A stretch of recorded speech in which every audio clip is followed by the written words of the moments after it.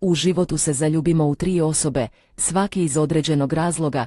Prva ljubav, ta se ljubav često događa u ranoj dobi.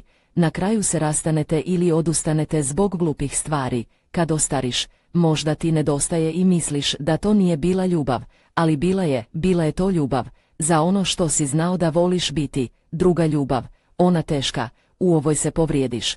Ova nas ljubav uči lekcijama i čini nas jačima. Njegova ljubav uključuje veliku bol, laži, izdaju, zlostavljanje, dramu i štetu, ali ovo je mjesto gdje rastemo, shvaćamo što volimo u ljubavi, a što ne volimo u ljubavi. Sada znamo razliku između dobrih i loših ljudi. Sada postajemo zatvoreni, pažljivo, oprezno i obzirno. Sada točno znamo što želimo, a što ne želimo. Treća ljubav, ova dolazi nas lijepo. Nijedno vam se upozorenje tiho ne prikrade. Ne ideš tražiti ovu ljubav, dođe k vama. Možete postaviti bilo koji zid